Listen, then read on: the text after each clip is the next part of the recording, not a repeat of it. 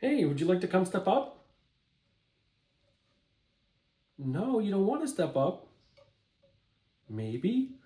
This video is about hesitation or reluctance to step up, which is very common in many parrots.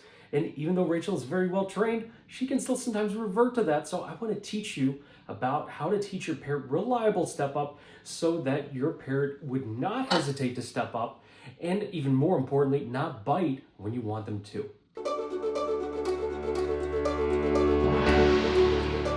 In this video, I will discuss what is step-up reluctance, why it happens, some of the root causes, as well as how to identify it, and more importantly, how to solve it using positive reinforcement training.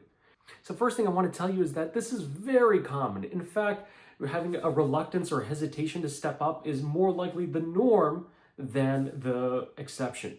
Most parrots are not going to be great at stepping up by default, and that is because of their nature.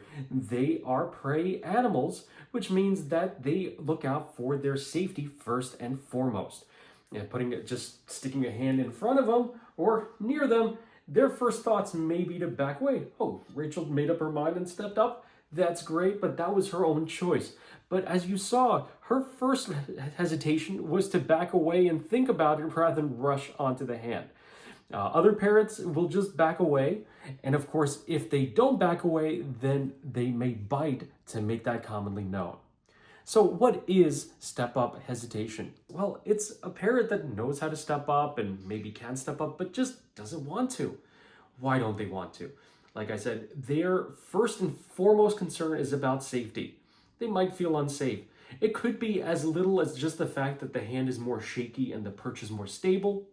It could just be that it's an unfamiliar face or they're not into that person. It could be a difference of appearance, something as minor as changing your hairstyle, glasses, fingernail color, any of those types of things. So the parrot may choose to back away and observe you from a distance rather than rushing onto your hand. What is the main cause of step-up hesitation? Well, it's rooted far back to the parrot's early years as a youngster at a breeder or store where it originally originated from and being taught to step up in a forceful manner.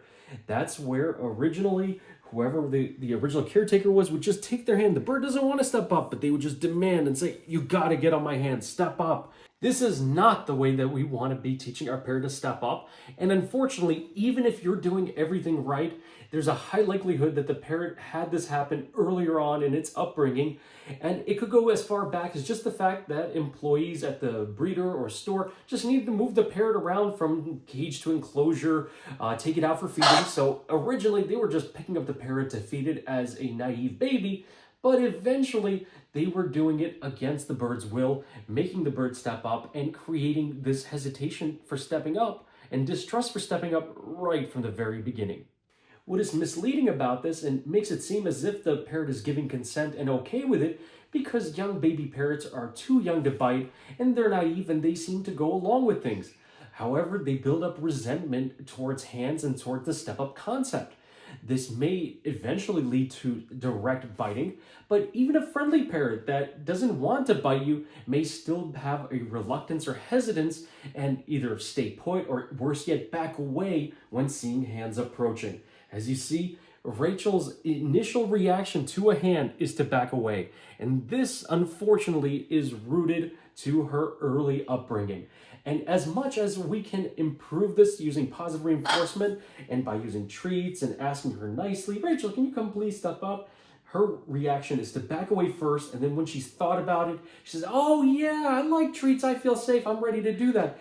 But her instinct, her reflex is always to back away first.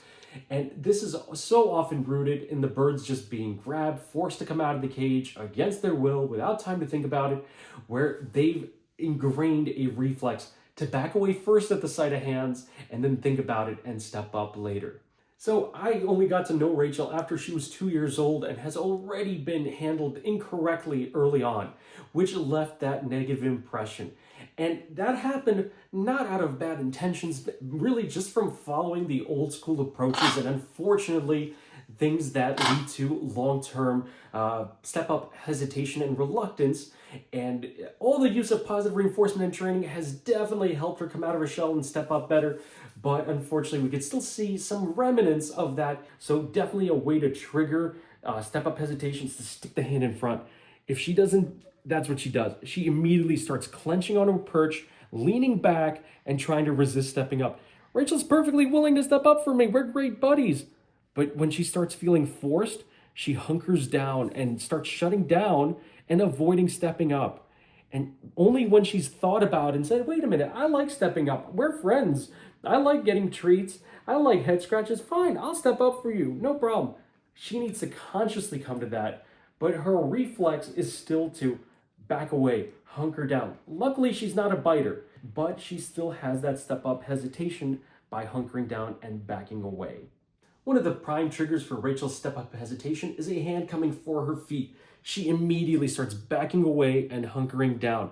That's her innate reflex to try to avoid ending up on hands. But after she thinks about it, she's going to say, oh, wait a minute, I actually like being on hands. That's fine. I'll come on there. So to avoid triggering that, I never come after her feet. I never come after her. I always show my hand from a distance and let her walk over herself. So it's her own thought and her own choice. That gives her a little bit of time to think about it and go back to realizing, wait, this is the way I've always stepped up with Michael. That's no problem.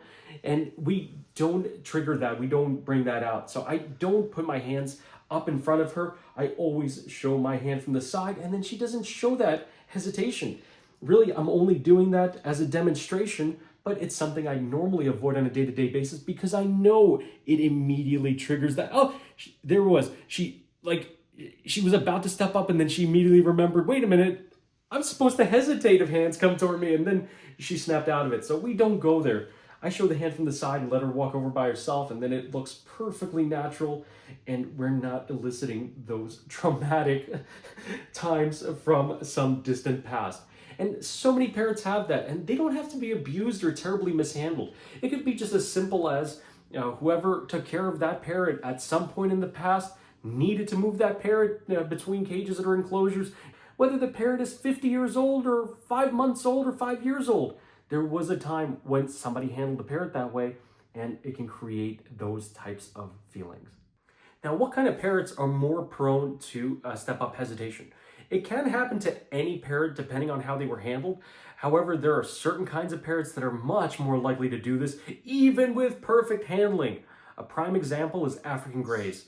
Even with just immaculate handling from the start, they seem to exhibit a strong reluctance to stepping up, even under the best of circumstances. So they need a lot of work and patient effort to come out of their shell and need to be very careful. Other kinds of parrots, on the other hand, particularly the smaller ones like budgies, cockatiels, conures, they're much more outgoing and social, and unless they have a traumatic experience, they're much less likely to develop strong hesitation, and you can quite often override it with some good positive reinforcement training.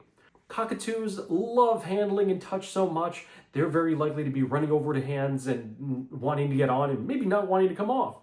Larger parrots like macaws and even Amazons are also more likely to be a little bit more thoughtful, a little bit more hesitant about stepping up. Since this is such a common problem, what do we do with this behavior? Well, first and foremost, we want to make sure that we are not the cause or the trigger of it. Don't be forceful. Don't be pushy. Don't be demanding. Have patience. Parrot is not going to learn to step up in a few minutes or a few seconds. Don't give into that instant gratification of saying, I want my parrot on my hand right now, and if it's not going to be on my hand right now, I'm going to push until the bird is on my hand. That's going to create a lot of trouble further on down the line and create a hesitant parrot that it resists going on hands even after being trained properly. So definitely don't be the cause. But if your parrot is hesitant about stepping up, don't give up. Using positive reinforcement training, any kind of parrot of any age can learn to step up voluntarily, and not only step up voluntarily for treats, but actually be happy to do it and feel great about stepping on hands, not feel pressured or triggered. We can do this by using positive reinforcement training as well as a lifestyle of ensuring that the animal is a happy, voluntary participant in the entire lifestyle. no force being used, making sure that the parrot is on board with everything from coming out of the cage, going back into the cage, stepping up, receiving head scratches, cuddles, and attention. As long as the parrot gets to enjoy everything and every behavior that you're going to do with the parrot throughout the day is carefully practiced and rehearsed, particularly early on with young birds, but it's not too late to do this all over again with older parrots, where this is a genuine mutual relationship, where the enjoyment and thrill that you get out of that parrot's presence in your home is equal and similar to the enjoyment that that parrot gets out of you and the experience of living in your family. We want to make things more fundamental by using tools and methodology that can be repeatable. By using a repeatable method and always making the parrot feel safe whenever the parrot steps up, as well as rewarded with treats, the parrot knows that from history, whenever the parrot steps up following this method, it's going to be a positive outcome. Here I have my clicker and target stick, which I explain in great detail in my book and many other videos, but it's a tool that we use to teach the parrot to come onto the hand and receive treats using positive reinforcement. By making it more about the tools and the methods, we can ensure that the parrot knows exactly what we want the parrot to do on a day-to-day basis, regardless of your appearance, whether you changed your hairdo, colored your nails, shaved your beard, or if it's just an entirely different person, a visitor, another caretaker coming to take care of the parrot. The tools ensure that the parrot knows exactly what is asked and helps to reduce a lot of that hesitation because it's an entirely different method than forcing them to step up.